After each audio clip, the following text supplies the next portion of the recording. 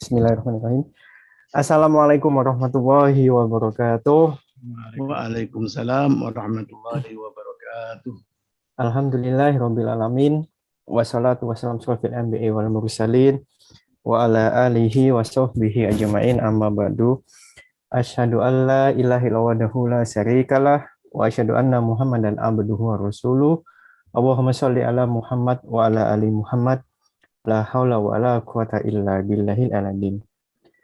Qala ta'ala fi kitabil karim. A'udzu billahi minasyaitonir rajim. Bismillahirrahmanirrahim. Ya ayyuhalladzina amanu bisilmi kafah wa la tattabi'u khutuwatis syaiton innahu lakum aduwwum mubin. Al-ayah sadaqallahul adzim. Alhamdulillah. Alhamdulillah. Rabbis rohli saudari wa yassir li amri wahlul 'uqdatam min lisani yafqahu qawli. Bismillahirrahmanirrahim. Alhamdulillahirabbil alamin. Malam hari ini kita panjatkan rasa syukur, nikmat.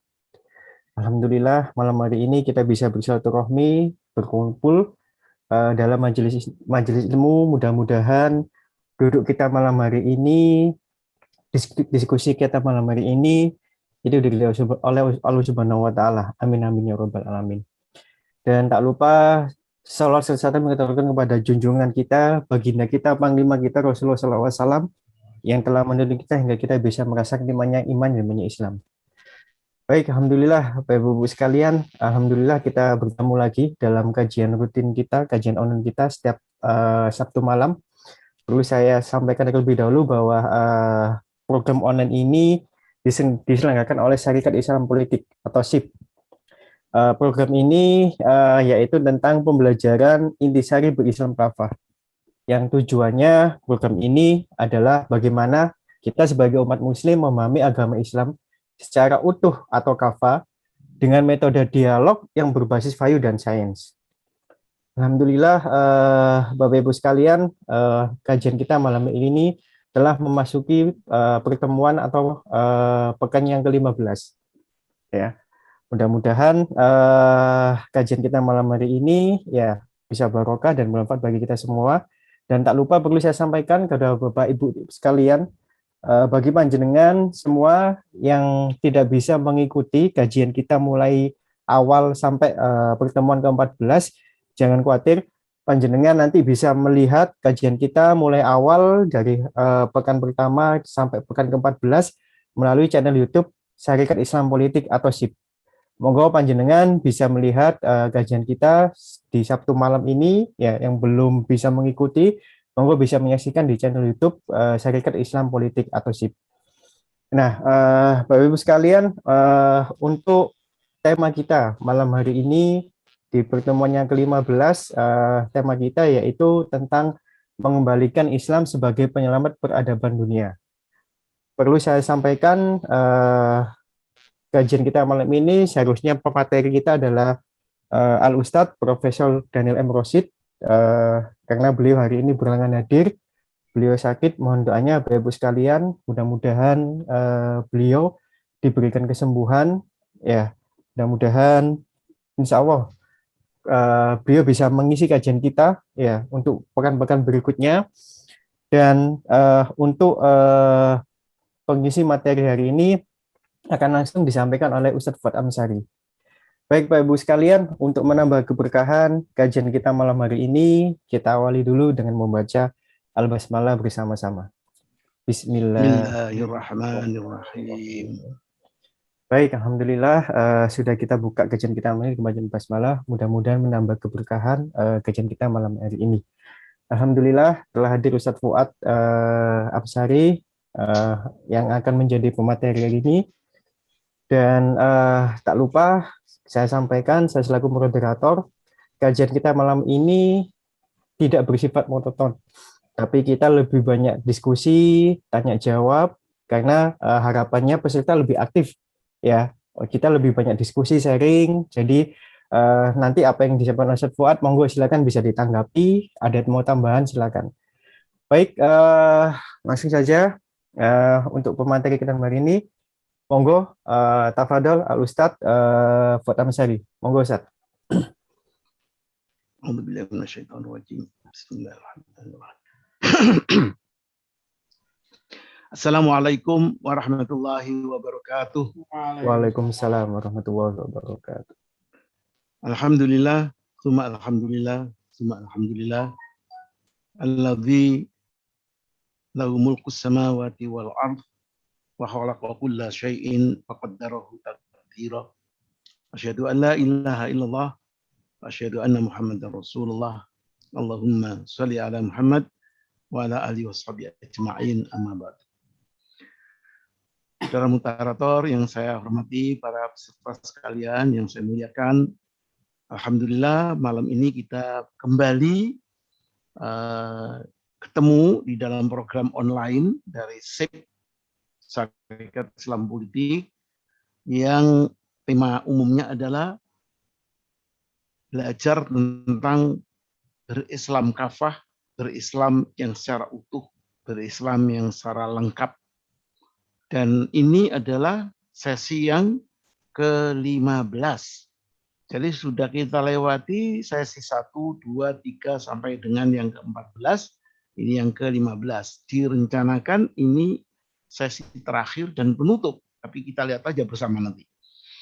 Jadi perlu diketahui pada sesi 1, 2 sampai 14 itu kita sudah bahas tentang makna keimanan, kemudian prinsip-prinsip syariat yang terkait dengan personal, termasuk ibadah mahdhah, kemudian prinsip-prinsip yang terkait dengan masalah syarikat sosial dan politik, termasuk berkeluarga, termasuk berorganisasi, termasuk berpartai, dan yang berikutnya adalah bagaimana menggambarkan Islam di Indonesia, itu yang kalau tidak salah ke 12-13.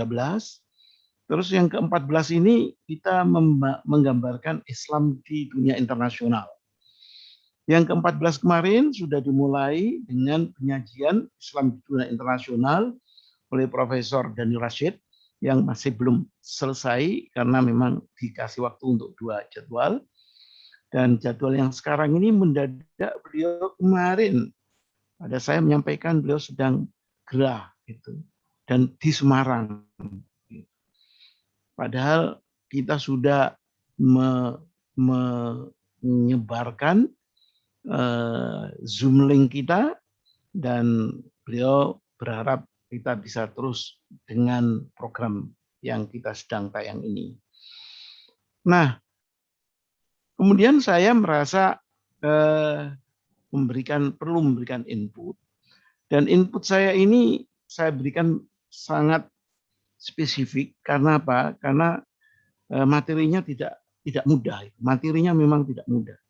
Menjelaskan Islam di dunia internasional dan kemudian saat ini yang kita bahas adalah bagaimana mengembalikan peran Islam untuk menyelamatkan peradaban manusia tentunya di dunia internasional. Jadi mengembalikan, kita itu harus kembali untuk membawa peran Islam itu menyelamatkan tentang peradaban manusia di dunia internasional, yang saya menganggap bahwa ini merupakan satu hal yang sangat-sangat mulia, misi yang kita harapkan itu. Saya sempat menulis dengan sangat dalam tanda petik sistematika serta ringkas apa yang perlu yang kita pahami bersama tentang Islam di dunia internasional dan misi Islam untuk menyelamatkan peradaban manusia di dunia internasional ini. Dan karena sudah saya tulis, maka juga akan saya baca saja supaya sistematikanya saudara bisa menangkap. Sistematiknya sudah bisa menangkap dan kemudian kita proses dan diskusi nanti dipandu oleh saudara moderator. Jadi sekarang saya mau berikan pada saudara sharing tulisan saya yang terkait dengan masalah ini dan mungkin saudara nanti akan bisa memberikan masukan yang bagus di dalam diskusinya. Saudara-saudara sekalian, materi waktu yang kita sebarkan di banyak WA group itu adalah berjudul Mengembalikan Islam sebagai penyelamat peradaban dunia. Mengembalikan Islam sebagai penyelamat peradaban dunia. Apakah sebagai Islam sebegitu besar peranannya terhadap kehidupan di dunia ini sampai mempunyai misi untuk menyelamatkan peradaban dunia? Bagaimana rasionalnya dan bagaimana fakta-faktanya? Nah, ini yang saya coba untuk saya tuliskan dalam bentuk yang ringkas. Saya mulai dengan bagian pertama. Kalau kita mengembalikan Islam sebagai penyelamat peradaban dunia, maka itu kita harus kembali melihat sebetulnya apa sih misi agama Islam itu diturunkan oleh Allah. Ini sendiri kalau kita tidak paham, maka kita kemudian tidak akan memanfaatkan Islam itu dengan benar di dalam kehidupan kita. Dalam tulisan saya, bagian pertama ini saya mengatakan, banyak orang, bahkan dari kalangan orang Islam sendiri, berpikir bahwa misi agama Islam itu sebatas hanya menyelamatkan manusia orang per orang, agar hidup baik di dunia dan matinya tidak masuk neraka. Jadi pandangannya itu sangat-sangat sempit. Jadi agama Islam itu untuk menyelamatkan saya personal, untuk menyelamatkan saudara masing-masing, untuk menyelamatkan ABC per orang, supaya hidupnya baik di dunia, dan kemudian kalau mati tidak masuk neraka, tapi bisa masuk surga. Jadi orientasinya hanya personal. Apa betul Rasulullah mengajarkan Islam itu hanya mempunyai misi menyelamatkan orang per orang? Ternyata tidak. Pandangan yang seperti itu terlalu sempit. Saya bahkan bilang bisa keliru. Karena di dalam Al-Quran itu ditegaskan bahwa Nabi Muhammad itu diutus oleh Allah Subhanahu wa Ta'ala untuk membawa rahmat bagi alam semesta. Jadi dimensi misinya itu alam semesta. Dan di dalam alam semesta itulah baru kemudian ada manusia. Dan manusianya tidak orang per orang, tetapi satu society, satu masyarakat yang banyak, kompleks. Dari firman Allah di dalam Al-Quran seperti itulah, maka jelas bahwa misi Islam diturunkan oleh Allah itu tidak hanya kepentingan perorangan, tapi juga mempunyai kepentingan misi kemanusiaan. Yang kalau di dalam bahasakan, di dalam kehidupan jargon sekarang, misi memperbaiki peradaban manusia. Misi memperbaiki peradaban manusia. Manusia di dunia. Jadi bukan manusia di rumah kita. Karena ini alam semesta. Hal itu juga akan bisa mudah difahami kalau dilihat bagaimana Nabi beraktivitas. Dan kita lihat juga hasil yang dihasilkan oleh Rasulullah dengan aktivitasnya itu.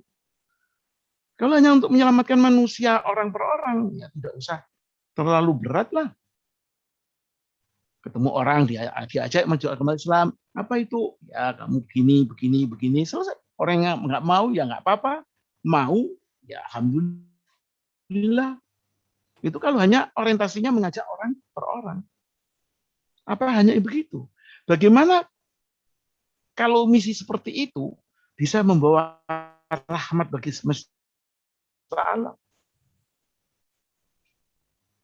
Nah, disinilah saudara sekalian, inti daripada misi kita berislam. Yang tadi oleh saudara moderator diawali dengan membuka firman Allah di dalam surat Al-Baqarah ayat 208. A'udzubillahi minasyaitonirrajim. Ya ayyuhalladzina amanu udkhulu fis-silmi kafah wa la tattabi'u khutuwatis syaiton innahu lakum aduwwum. Wahai orang yang beriman, hendaklah kamu berislam itu dengan lengkap utuh. Jangan kamu terjebak oleh ajaan setan yang merupakan musuh kalian yang nyata. Jadi berislam itu utuh. Nah, ini yang orang sering mengentengkan. Merasa bahwa kalau sudah sholat, sudah berbuat baik, dianggapnya sudah selesai misinya.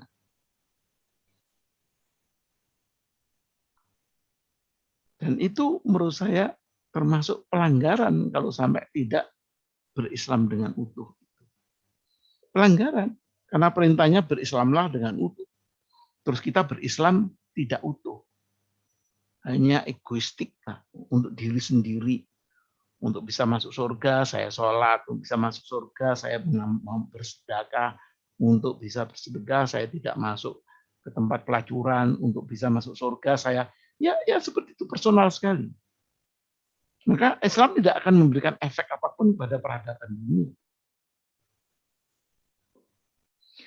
Nah, saudara sekalian, itu mungkin bagian yang pertama misi Islam, ya. Dan nanti kita penjelasan berikutnya mungkin akan memberikan pada kita rasional terkait dengan masa peran Islam yang rahmatan lil alamin. Bagian B yang saya ingin sampaikan adalah aspek sejarah Islam di dunia. Kita mau tidak mau di dalam belajar Islam melihat bagaimana sejarah Islam di dunia ini. Saudara harus tahu bahwa di dunia ini sebelum ada agama Islam yang seperti kita pahami sekarang. Sebelumnya itu juga tidak ada yang namanya belum lahir itu yang namanya Nabi Muhammad Shallallahu Alaihi Wasallam.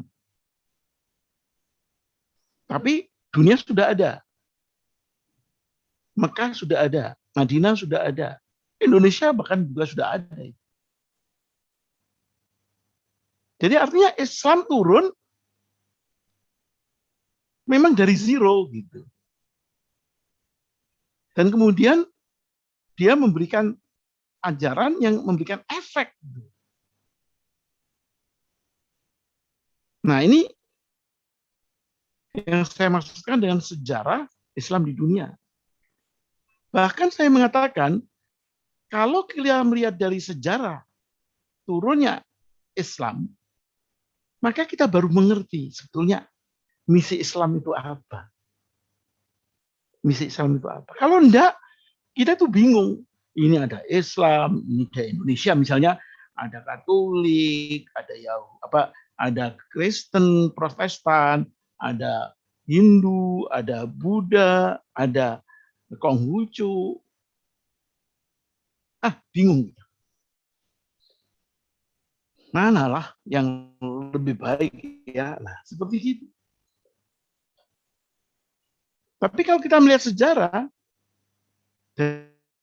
dari sisi mulai turunnya Islam, dari situ kita bisa melihat apa kira-kira motif Islam itu turun. Nah, baru kita bisa melihat sebetulnya esensi keberadaan Islam itu apa. Dari tidak ada kok menjadi ada. Ini yang saya katakan pendekatan kesejarahan untuk memahami misi Islam. Pertama saya ingin mengatakan bahwa Islam itu turun di saat umat manusia tersesat dalam peradaban yang rusak. Ini saya ingin sampaikan, ini penting. Islam itu turun di saat umat manusia tersesat dalam peradaban yang rusak. Apa sih sebetulnya yang dimaksud dengan peradaban? Kita banyak ngomong peradaban, civilization dalam bahasa asingnya. Peradaban itu pada dasarnya, saudara, adalah sesuatu totalitas dari 3 unsur yang bisa kita ukur secara empiris objektif. Apa itu? Pertama adalah pola pikir manusia. Pola pikir manusia. Bagaimana saya berpikir, Anda berpikir, masyarakat sekitar kita berpikir. Itu yang namanya unsur pertama peradaban. Dan karena ini peradaban manusia adalah pola pikir masyarakat pada umumnya. Itu kata kuncinya itu. Tidak pola pikir individual, tapi pola pikir masyarakat pada umumnya. Yang kedua, yang dimakan peradaban itu unsurnya adalah perilaku pada umumnya masyarakat. Perilaku masyarakat pada umumnya. Nah, gitu. Dan yang ketiga adalah karya dari kegiatan mereka pada umumnya yang ada kemudian nyata berada di sekeliling masyarakat itu. Itu peradaban. Kalau kita lihat sekarang, sebelum Islam turun, bagaimana peradaban manusia? Khususnya di Mekah, umumnya di dunia secara keseluruhan. Di saat sebelum Islam datang, ketiga unsur masyarakat manusia di atas sangat buruk kualitasnya dan berakibat memberikan efek rusak kepada masyarakat. Apa contoh-contoh kasusnya? Umumnya manusia pada saat itu menuhankan ciptaan. Sama-sama ciptaan dituhankan yang A, dituhankan yang B, padahal itu ciptaan. Bukan menuhankan the creator, pencipta esensinya, pencipta alam semesta itu sendiri. Dan itu memberikan efek yang sangat luas.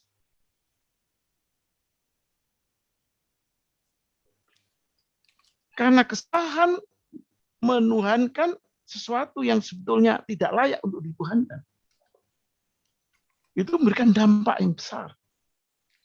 Salah satu dampaknya adalah otomatis perilaku.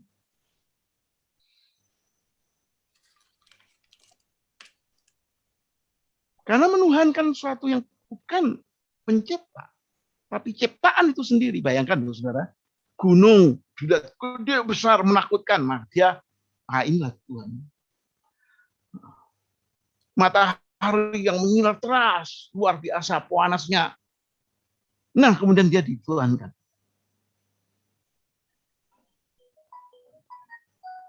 Manusia yang dianggapnya luar biasa. Nah, kemudian dituhankan. Padahal semuanya itu adalah ciptaan.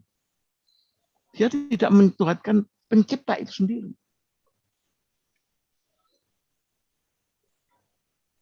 Akibatnya adalah bahwa perilaku manusia, kemudian karena manusia tetap harus berperilaku kan, siapapun yang dia tuhankan, dia harus berperilaku. Perilakunya itu hanya berbasis tradisi. Apa yang biasa dikerjakan oleh nenek moyang masyarakat. Tanpa ada panduan eksak dari sang pencipta. Karena dia tidak terpandu dengan benar oleh pencipta, maka otomatis perilaku masyarakat kemudian mudah terjebak pada aktivitas memanjakan hawa nafsu, menjadi manusia yang materialistik bersama lain tanpa kendali, apalagi kalau dia sedang menjadi penguasa. Adigang, adiguno, itu ciri khas manusia yang tidak ada pengendalinya. Dengan perilaku seperti itu, otomatis produk-produk karya mereka juga buruk dan merusak kualitas kemanusiaan. Seperti apa? menebar produk pornografis. Banyak produk yang berupa tipuan, kejorokan, kebohongan, pemalsuan, brutalitas, pengkhianatan, penghambaan kepada setan. Habis dia tidak ada yang mengendalikan. Nah, itulah yang terjadi di Mekah dan sekitarnya. Bahkan sudah bisa melihat di seluruh dunia pada waktu itu. Itulah dunia sebelum Islam hadir. Dan sudah memiliki adik kuasanya waktu itu. Adalah kerajaan Romawi, Persia, dengan raja dan kaisarnya yang begitu luar biasa. Kekuasaannya. Tapi sekali lagi tanpa pengendalian terhadap perilaku.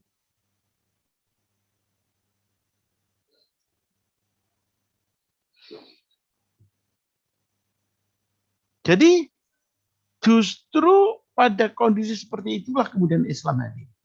Hadirnya itu untuk memperbaiki peradaban rusak tersebut, yaitu waktu Nabi di Mekah, Nabi berhijrah. Hadir itu memperbaiki peradaban rusak dengan dua pendekatan.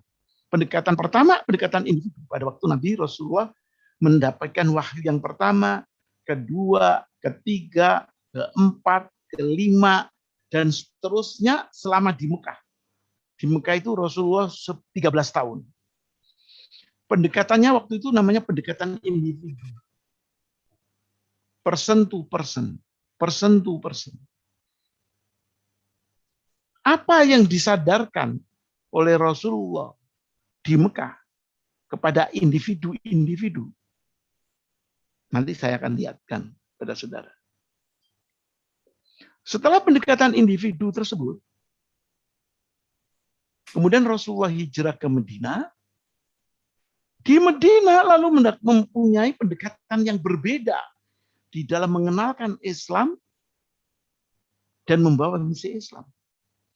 Itu yang disebut di dalam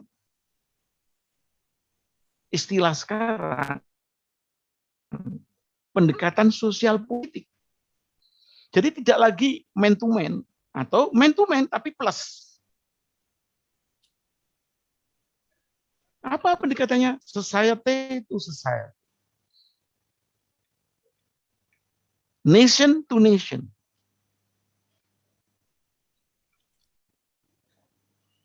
Pendekatan itu yang dikerjakan oleh Nabi sewaktu berada di Madinah. Dan itu semua misinya sama, yaitu untuk membawa suatu society itu menjadi society yang bagus. Jadi saudara sekalian, itu catatan sejarah dengan klasifikasi yang sangat mudah untuk dipahami. Bagian yang ketiga, saya ingin mencoba untuk menjelaskan detailnya.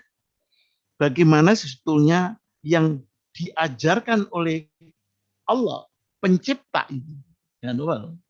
Allah itu pencipta, bukan ciptaan. Bagaimana Allah Maha Pencipta itu mengajarkan manusia melalui Nabi untuk berperilaku produktif, berpikir yang benar. Jadi kuncinya di situ. Tapi pendekatannya masih individual. Intinya hanya ada 4 aspek. Jadi nomor 1, Nabi itu mengenalkan Islam. Bukan Nabi person, tapi sebetulnya Nabi mendapatkan bimbingan dari Allah melalui wahyu, dari wahyu yang pertama, kedua, ketiga, dan seterusnya. Dan Nabi tinggal meneruskan wahyu itu kepada umat manusia. Dan kemudian di situ kelihatan ada terjadi perubahan dan manusia itu oleh pengenalan dari isi wahyu itu. Nah, apa isi wahyu itu? Kalau saudara menelusuri sejarah Islam, dan saya kira yakin saudara sudah tahu, sering sudah baca, apalagi waktu Ramadan, ada acara Nuzulul Quran. Semua orang tahu bahwa yang diturunkan pertama oleh Allah untuk manusia melalui Nabi itu adalah Iqra. Surat Al-Alaq ayat 1 sampai 5. Tapi saudara sering membacanya begitu saja. Tidak memberikan efek apapun. Karena tidak ngerti inti atau tidak mencermati inti daripada Iqra itu tadi. Atau menerjemahkan Iqra secara tidak benar, tidak proporsional. Kalau ini ceramah sendiri, saudara, itu bisa 1 jam. Tapi karena ini satu bahan diskusi, saya hanya memberikan pada poin-poinnya saja. Jadi kalau sudah perhatikan, wahyu yang pertama itu, bayangkan wahyu yang pertama sekali. Iqra bismi rabbikal ladzi khalaq. Muhammad, kasarnya gitu ya. Sampaikanlah kepada manusia itu bahwa Tuhanmu itu adalah pencipta. Khalaq itu pencipta. Bukan ciptaan. Jadi yang dikenalkan pertama oleh Allah Subhanahu wa Ta'ala kepada manusia, yang tadi itu saya bicarakan tentang peradabannya yang termasuk tidak terbimbing dengan benar. Jadi yang dikenalkan pertama itu adalah bahwa Tuhan itu adalah pencipta. Dan diberikan penjelasan sedikit untuk direnungkan tentunya, untuk dikaji lebih dalam. Termasuk menciptakan kalian manusia. Khalaqal insana min alaq. Jadi Tuhan itu pencipta dan yang diciptakan itu antara manusia. Dan waktu menciptakan manusia itu mempunyai satu instrumen atau satu komponen yang disebut alaq. Kita tidak membicarakan tentang diskusi alaq ya. Tapi artinya yang kunci di situ adalah bahwa pertama sekali Islam mengajarkan manusia bahwa hendaklah bertuhankan pencipta, bukan ciptaan. Bagian yang kedua masih wahyu yang pertama. Iqra wa rabbukal akram. Alladzi 'allama bil qalam 'allamal insana ma lam ya'lam. Sampaikanlah Muhammad, kasarnya ya. Tuhanmu itu luar biasa. Luar biasa, maha mulia. Yang mengajari manusia tentang hal-hal yang mereka tidak tahu. Jadi yang pertama saja sudah bisa melihat identitas Tuhan dan bahwa Tuhan itu akan mengajari manusia. Itu merubah seluruh pola berpikir manusia harusnya. Kalau semula dia tidak berpegangan di dalam berperilaku, tidak berpegangan apapun di dalam berproduksi, maka dia harus menengok pada Tuhan. Apa sih yang diajarkan Tuhan supaya perilaku saya ini terkendali, supaya produk-produk saya ini mempunyai kemanfaatan. Saudara kemudian lihat nanti wahyu yang kedua. Isinya sudah mulai operasional. Yaitu apa? Perilaku yang diperbaiki. Ya ayyuhal mudassir qum fa'andir wa rabbaka fakabbir wa siyabaka fatahhir wa rujza fahjur wa la tamnun tastaksir wa li rabbika fasbir. Itu sudah operasional. Wahai manusia, kamu jangan nganggur, bengong. Kerja. Bangkit. Banyak orang Arab waktu itu bermalas-malasan. Hura-hura. Apalagi yang punya duit banyak. Pesta, enggak karuan. Atau yang miskin bengong. Betudu, enggak tahu. Menunggu perintah juragan. Islam mengajarkan, go, work. Kum, fa'andir. Terus apa lagi? Wa rabbaka fakarbir. Hendaklah kalian bertuhan dengan membesarkan Tuhan itu. Menyampaikan bahwa Tuhan itu maha besar. Rabbaka fakabir. Wasiyabaka fatohir. Hendaklah kamu bersihkan badan dirimu. Tidak lagi menjadi kemproh. Warujza fahjur. Ini luar biasa. Kamu jauhi semua keburukan. Warujza fahjur. Bayangkan, itu wahyu yang kedua sudah menyuruh kita. Seluruh keburukan harus kita tinggal. Kita jauhi. Apa saja. Saudara, itu wahyu yang kedua. Perbaikan perilaku individu manusia. Ancamannya ada. Kalau dia tidak taat, pasti di dunia akan mendapat masalah. Dan di akhirat, sudah mati, dia akan mendapatkan juga siksaan. Jadi sudah manusia tidak lagi menjadi bebas seenaknya sendiri. Manusia harus terkendali di dalam berperilaku supaya tidak memberikan efek buruk pada masyarakat. Itu Islam. Jadi dalam Islam tidak bisa orang bebas seenaknya berperilaku. Dia dituntun oleh penciptanya.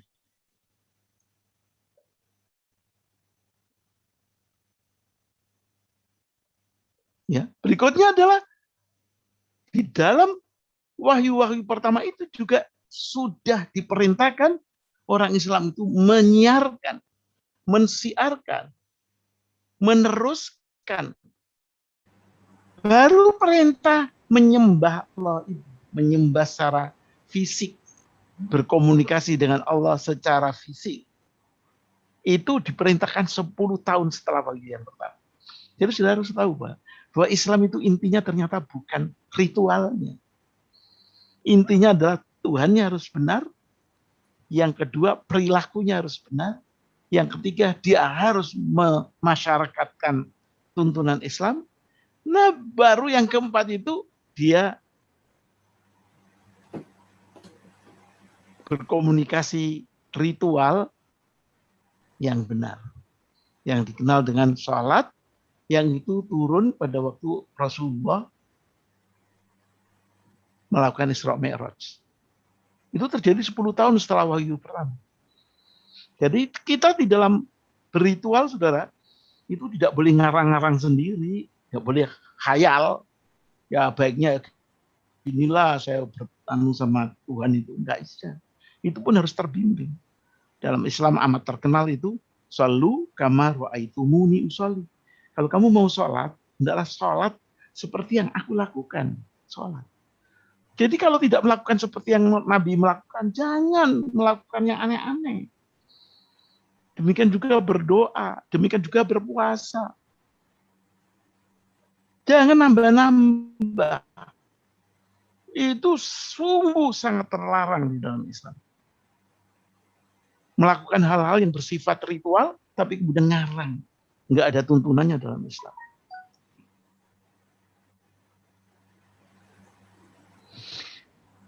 Saudara, saya ringkas saja ini, supaya nanti sampai pada waktunya. Pendekatan yang kedua adalah pendekatan sosial politik saat di era Madinah. Tadi itu era Mekah, pendekatan personal loh. Personal. Bertuhankan yang benar itu personal. Berperilaku yang benar itu personal. Bersiar Islam itu personal. Beribadah ritual itu personal. Begitu di Madinah, maka pendekatan Nabi adalah sosial. Orientasinya lagi bukan man to man, tapi society to society. Apa yang dilakukan Nabi waktu di Madinah? Nabi membangun kekuatan massa dari umat Islam. Orientasinya politik. Untuk apa? Untuk menjadi memimpin di dalam dunia pluralnya. Itu yang di dalam Al-Quran disebut Hizbullah. Umat Islam harus bersatu di dalam aktivitas-aktivitas politik. yang namanya adalah Hizbullah. Dalam bahasa Indonesianya, Hizb itu adalah partai, dan Allah itu adalah predikatnya, partai yang berorientasi untuk menyebarkan ajaran Islam. Kalau dalam bahasa Indonesia mungkin partai Islam. Gitu. Jangan sampai orang Islam itu kemudian lari keluar dari kelompok Islam. Apalagi kalau sampai mendukung kekuatan politik yang mengusung sesuatu yang sama sekali tidak ada hubungannya dengan Islam atau bahkan memusuhi Islam. Waduh, jangan mimpi untuk bisa dapat masuk surga kalau melakukan itu. Yang kedua, dengan Hizbullah itulah kemudian Nabi bersama sahabat dan umat Islam kemudian memenangkan kepemimpinan formal di dunia pluralnya. Dimulai dengan Nabi menjadi presiden Madinah. Setelah menjadi pemimpin formal di negerinya yang plural, ingat loh, saya mengatakan plural, bukan takmir masjid yang semua anggotanya adalah orang Islam. Bukan arisan Islam yang semua orang anggotanya adalah Muslim. Ini plural. RT itu plural, kampus itu plural, negeri itu plural. Memenangkan kepemimpinan formal di dunia plural. Ini yang dikerjakan Nabi di waktu di Madinah. Baru setelah memegang kepemimpinan formal di dunia pluralnya, maka dikembangkanlah tatanan bernegara. Bagaimana mengatur masyarakat yang luas, yang plural itu. Dan antara lain yang penting di situ adalah bagaimana bisa menjamin supaya negeri yang plural itu dipimpin oleh orang yang benar. Dipimpin oleh orang yang punya akidah, punya cantolan pada Tuhan dengan kekuatan yang bagus, kemampuan yang bagus. Dipimpin mukmin terbaik. Kalau tidak usah saudara bingung, mukmin terbaik itu siapa sih? Zamannya Nabi adalah Nabi sendiri sewaktu beliau masih ada. Setelah Nabi ada, siapa lagi? Abu Bakar. Tidak ada satu orang pun orang Islam yang benar yang meragukan bahwa Abu Bakar itu adalah mukmin yang terbaik setelah Nabi. Dan dengan kekuatan formal itu di tangannya, baru dia membuat kebijakan publik di negeri itu. Kewajiban publik yang sesuai dengan tuntunan Allah. Jangan berjudi, jangan berzina, jangan melakukan manipulasi, jangan eksploitasi. Kamu jangan memakan riba, jangan membiarkan riba. Jangan berbohong. Everything. Kalau melakukan dihukum yang berat. Itu namanya kebijakan publik di negeri setelah dipegang oleh tangan mukmin yang terbaik. Dan kebijakan publik itulah saudara yang merubah peradaban manusia. Manusia itu saudara, masyarakat manusia itu hanya bisa dirubah oleh kebijakan publik. Individual tidak bisa.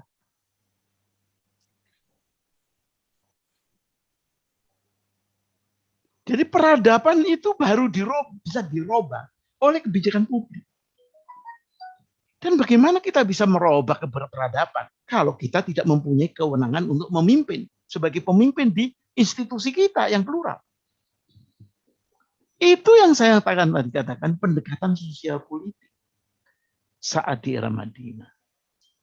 Dengan dua pendekatan di atas, maka lahirlah peradaban baru manusia yang memberikan efek berkeadilan, berkesejahteraan, mulia, terhormat, maju, dan dalam naungan Allah Subhanahu wa Ta'ala. Proses inisiasi dan perbaikan peradaban manusia di atas sesungguhnya pada waktu itu sungguh berjalan relatif cepat. Dan ini menurut saya sesuatu yang mungkin perlu kajian khusus. Kok bisa secepat itu ya? Mungkin karena jumlah penduduknya belum banyak, atau keruwetan pikiran manusia manusia juga tidak begitu canggih, gitu. Mungkin itu juga. Tapi tetap harus ada pemahaman bahwa untuk merubah peradaban manusia itu jalannya seperti itu, prosesnya melalui seperti itu, dan itu bisa cepat. Gitu.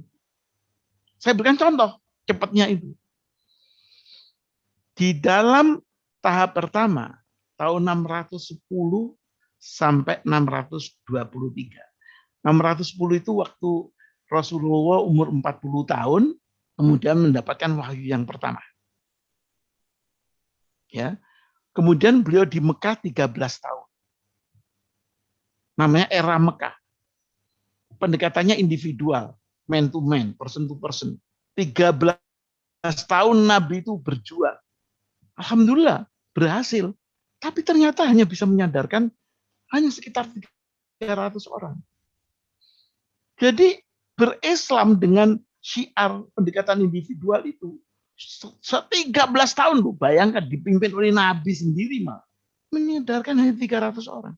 Itu pun 300 orang itu dikuyok-kuyok. Dihinakan, disiksa, diusir, dicemooh. Jadi kalau kita berislam hanya pendekatan individual, hasilnya seperti itu.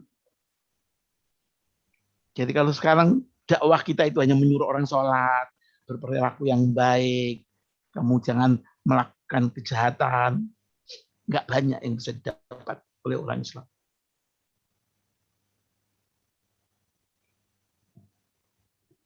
Saya singkatkan. Tahun 623 sampai 33 itu era Madinah. Pendekatannya sosial politik. Dengan Hizbullahnya, dengan kemampuan untuk menjadi pemimpinnya, dan akhirnya berhasil menjadi pemimpin formal negerinya. Dengan Nabi, tokoh terbaik dalam Islam. Bukan munafikun, bukan orang yang bodoh, jahili, bukan orang yang penuh dosa, dolimin, sebagai kepala negara yang berpenduduk plural. Dengan kekuasaan formal di tangan orang Islam yang benar, hanya 10 tahun seluruh jazirah Arab berperadaban mulia. Memeluk prinsip-prinsip perilaku, prinsip-prinsip berproduksi, berkarya dengan panduan dari Allah Subhanahu wa Ta'ala. Berubah peradabannya. Hanya 10 tahun seluruh jazirah Arab. Jumlahnya nggak usah dihitung, jutaan. Kalau tadi hanya 300 orang, ini sudah hanya 10 tahun. Dilanjutkan 633 sampai 670 tahun, sekitar 40 tahun. Negara Madinah setelah wafatnya Nabi dipimpin oleh pemimpin yang disebut sebagai Khulafaur Rasyidin. Figur pemimpin yang luar biasa. Siapa itu? Abu Bakar, Umar, Utsman, dan Ali. Bukan dipimpin oleh sembarangan. Itu adalah sahabat yang sangat mengerti Islam sejak Rasulullah awal sampai Rasulullah wafat. Di tangan orang yang seperti Abu Bakar, Umar, Utsman, dan Ali itulah kemudian negeri itu bisa menebarkan kebaikan, peradaban Islam. Dan di bawah kepemimpinan mereka itu melanjutkan misi Islam menyelamatkan peradaban mulia. Hanya 40 tahun peradaban Islam sudah diadopsi oleh berbagai belahan, bahkan sampai ke Indonesia.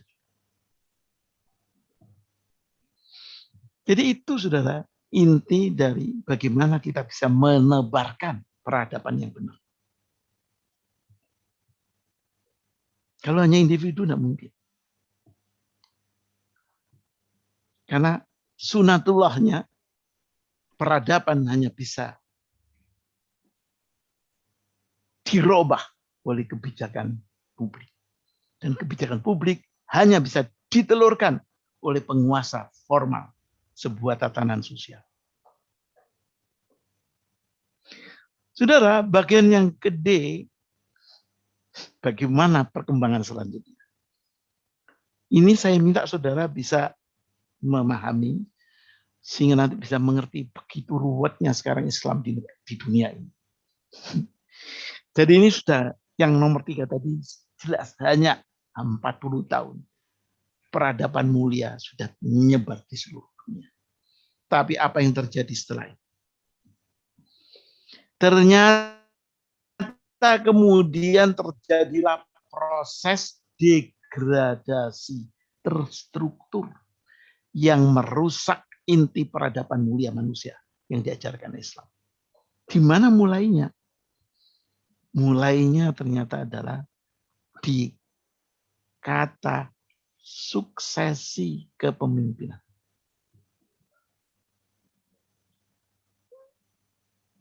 Di sisi suksesi kepemimpinan formal negara. Setelah wafatnya Ali, ternyata orang Islam jadi begitu naifnya. Dunia tidak lagi dipimpin oleh manusia yang mukmin terbaik.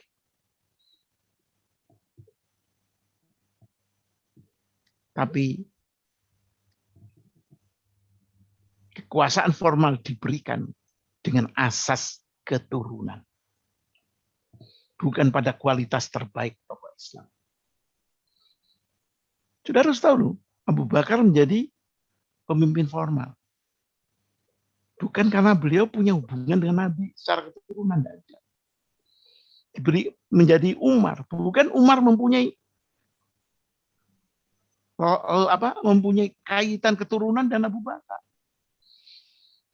Utsman mengganti Umar. Bukan karena Utsman itu terkait sanak kadangnya Umar. Demikian Utsman kepada Ali.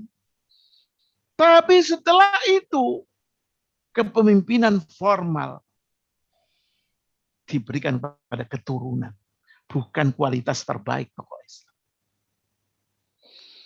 Terjadilah degradasi peradaban sesungguhnya. Dimulai sejak 670 tahun di era Muawiyah.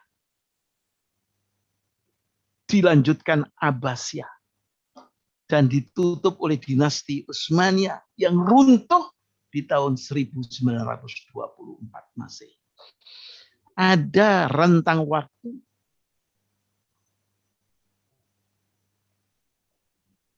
panjang memang. Tapi itu proses degradasi. Runtuhnya Islam dengan peradaban Islamnya akibat kalah dalam Perang Dunia I yang pada dasarnya tidak ada hubungannya dengan Islam. Hanya persaingan antara negara-negara Eropa. Mengapa sampai begitu? Ya karena sudah kepemimpinan di tangan orang-orang yang tidak mempunyai kualifikasi. Maka lengkaplah sudah proses degradasi peradaban mulia manusia. Kembali ke peradaban berbasis sekuler, materialistik, hedonistik. Dalam kendali kepemimpinan formal negara oleh figur sekuler. Yang bisa berkategori muslim, bisa juga berkategori kafir. Dan saudara jangan banyak berharap. Kalau kepemimpinan formal di tangan orang yang tidak mempunyai pemahaman tentang peradaban yang diajarkan oleh Allah Subhanahu wa taala. Bagaimana bertuhan, bagaimana berperilaku, bagaimana berproduk yang benar di dalam kehidupan ini.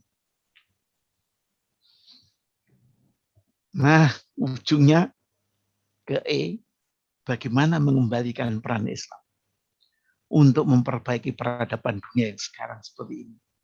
Saya mengatakan peradaban dunia sekarang persis seperti waktu di era Mekah. Persis seperti era Mekah. peradaban yang materialistik, hedonis,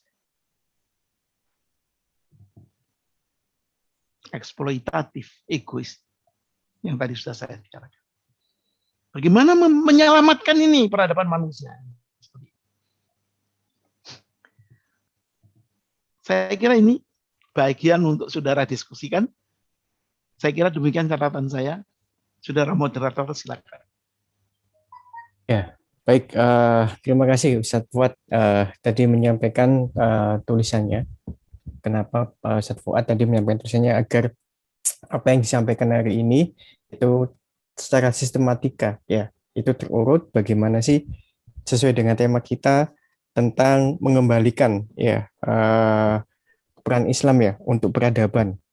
Nah, Bapak Ibu sekalian, perlu saya ingatkan tadi apa sudah disampaikan Ustadz Fuad, silakan monggo bisa ditanggapi atau mungkin panjenengan ada yang mau ditanyakan karena materi hari ini yang disampaikan Ustadz Fuad ada kaitannya juga dengan materi yang kemarin ya terkait sejarah Islam di dunia. Nah, tadi Ustadz Fuad sudah menyampaikan ada beberapa poin yang saya catat penting bagaimana sih tentang misi Islam itu sendiri. Misi Islam, kita kalau ngomong misi Islam tadi Ustadz Fuad mengatakan bukan hanya sekedar personal, tapi bagaimana perbaikan peradaban manusia itu sendiri. Kemudian di situ ada sejarah Islam di dunia. Nah, kalau ngomong sejarah Islam di dunia, kita tahu bahwa sebelumnya Islam itu ada di dunia ini, bagaimana peradaban di dunia sangat rusak sekali. Ya, akhirnya makanya itu tergantung dari 3 unsur, yaitu pola pikir, perilaku, dan juga karya. Dan tadi juga disebutkan Ustadz Fuad, yang ketiga ada inti proses Islam dalam memperbaikinya seperti apa. Kemudian yang keempat, bagaimana sih perkembangan Islam. Nah, yang terakhir tadi Ustadz Fuad mengatakan bagaimana mengembalikan peran Islam untuk peradaban di dunia. Baik Bapak Ibu sekalian, itu tadi materi yang disampaikan Ustadz Fuad secara sistematika, tulisan beliau. Monggo agar diskusi kita, kajian kita bisa proaktif, silakan bisa ditanggapi atau mungkin ada yang mau ditanyakan, silakan. Assalamualaikum warahmatullahi wabarakatuh. Waalaikumsalam Pak Irfan. Waalaikumsalam warahmatullahi wabarakatuh. Monggo Pak Irfan. Saya lihat seakan-akan ya ada degradasi daripada Islam di dunia ini. Tapi menurut pengamatan saya, tapi hanya beberapa tempat fakta ini. Saya pernah 20 tahun yang lalu di suatu desa, Slikkerveer, Ridderkerk di sana, di Belanda. Itu mulai tanah. Saya kenal dengan orang-orang di sana dan kebetulan orangnya itu dari Maluku yang domisili di sana, sudah warga negara sana, Islam. Terus akhirnya beberapa tahun kemudian saya ke sana lagi sudah jadi masjid. Jadi di sana yang saya lihat sudah jadi masjid. Kemudian di Turki juga begitu. Saya lihat sendiri. Pertama kali saya lihat di sana itu, waduh, orang itu ya rangkul-rangkulan. Waktu saya melihat di suatu biskup itu apa itu? Jadi saya lihat di situ 3 tahun kemudian, 4 tahun yang lalu saya sana sudah dengan Erdogan itu luar biasa, itu berubah. Apa itu? Oh, ada suara. Ini di mana ini? Pak Sugimin, Ustadz mungkin ya. Pak bisa Sugimin dulu. di mood dulu. Di mood dulu adanya Pak Sugimin, J. Jadi ada orang. Jadi waktu di sini sudah berubah dengan kepemimpinan Erdogan ini. Kalau dulu Kemal Atatürk itu rusak sekali. Jadi saya 20 tahun yang lalu di sana itu sudah keadaannya itu, wah ini kok katanya 100% Islam, tapi keadaannya saya lihat di waktu keluar situ bebas sekali seperti. Terus kemudian Erdogan yang ya, pada waktu kepemimpinan Erdogan saya ke sana lagi itu sudah maju, ya sudah tidak ada seperti itu. Terus di Xi'an yang pernah saya lihat dulu itu sebelum Mao Zedong itu waktu di Mao Zedong itu masjid itu saya ketemu di Xi'an itu. Ternyata 100% hampir di kota itu Islamnya berkembang dengan pesat gitu. Jadi setelah itu dibuka, di Rebahmu dibuka pesat sekali. Juga di Guangzhou itu di sana ada makamnya Abi Waqqas, itu saya juga berkunjung ke situ. Katanya sahabat Rasul di situ, Abi Waqqas di situ. Juga mulai banyak masjid di situ sampai sekarang itu. Jadi kalau melihat dari apa yang saya amati ini, karena kalau saya ini kalau tidak melihat sendiri itu kurang begitu. Kalau mendengar dari ya ternyata Islam itu di dunia itu berkembang. Di dunia ya, tapi karena kepemimpinan itu tadi betul tadi. Karena kepemimpinan yang ada penguasanya itu. Kalau di Indonesia saya tidak bisa bicara banyak. Kalau sekarang degradasi tidak tahu saya. Saya kira itu. Wassalamualaikum warahmatullahi wabarakatuh. Waalaikumsalam warahmatullahi wabarakatuh. Ya, terima kasih Pak Irfan tadi atas penyampaian tanggapannya. Berarti tadi Pak Irfan sampaikan ada memang degradasi ya untuk Islam sendiri ya. Dan tadi Pak Irfan mengatakan salah satu kepemimpinan itu juga sangat pengaruh ketika beliau melihat di Turki sebelumnya bagaimana sekarang Turki juga berkembang, itu berkat kepemimpinan. Iya, Pak Sugimin ada yang mau disampaikan Pak Sugimin? Kok kelihatannya dari tadi audionya di-on kan Pak Sugimin? Monggo.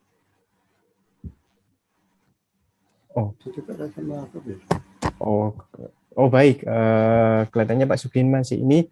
Monggo Bapak Ibu sekalian, silakan bisa ditanggapi atau mau ditambahkan tadi yang disampaikan oleh Ustadz Fuad, bagaimana sih mengembalikan peran Islam. Tadi secara runtut Ustadz Fuad menjelaskan bagaimana tentang sejarah Islam. Jadi intinya yang saya tangkap di sini, Islam bukan hanya ritual saja. Ya, karena kita tahu bukan hanya antara surga dan neraka, tapi pola pikir dan juga bagaimana perilaku kita itu yang akan membawa kejayaan Islam itu sendiri. Nah, itu tadi Ustadz Fuad menekankan bahwa Islam bukan hanya ritual saja, oke, bukan hanya sholat saja, tapi bagaimana pola pikir perilaku kita itu yang menentukan. Baik. Ini nanti Ustadz Fuad, pekan ke-16 apakah ada Ustadz Fuad? Kita nanti coba pertanyakan pada Bapak Profesor siapa? Daniel yang sudah memulai pembicaraan ini, dan mungkin nanti bisa diteruskan oleh beliau dalam bentuk diskusinya. Baik. Jadi saya pikir ini kita masih punya waktu, insya Allah Sabtu depan untuk berdiskusi bagaimana mengangkat kembali peran Islam untuk perbaikan peradaban. Nah, sekaligus saya tadi menyampaikan apa yang disampaikan oleh Pak Irfan Karjani. Jadi ukuran-ukuran keislaman itu tidak hanya jumlah masjid seperti yang disampaikan oleh saudara moderator, tapi peradaban. Masjid itu kalau seasosiasi sekarang, orientasinya itu hanya untuk sholat. Faktual itu. Tapi tadi yang dicontohkan dengan Erdogan, itu adalah kepemimpinan formal negeri. Jadi kalau itu yang dipakai, mungkin kemudian kita bisa tidak terjebak oleh hal-hal yang bersifat instrumental, padahal isinya nol. Jangan lupa loh, itu proses seperti itu di dunia sekarang sedang terjadi, Pak. Dan ujungnya itu seperti di Angola. Angola itu melarang keberadaan Islam. Masjid-masjid dialihfungsikan. Kenapa Angola seperti itu? Itu harus menjadi pemikiran kita. Saya minta kita itu sebagai intelektual melihat sesuatu itu dalam dimensi yang utuh. Kasus Filipina yang semula 95% Muslim sekarang tinggal di Mindanao. Demikian juga Vietnam.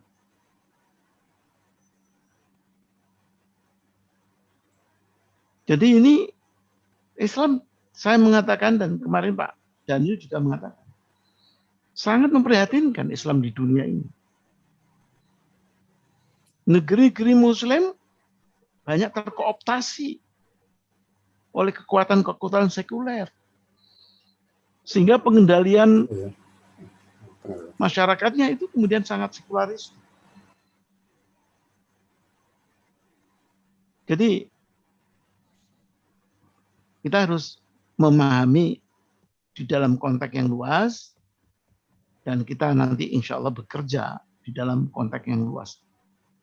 Tidak mudah puas dengan apa yang di depan mata kita, yang kadang-kadang mungkin sedikit banyak membuat kita lengah.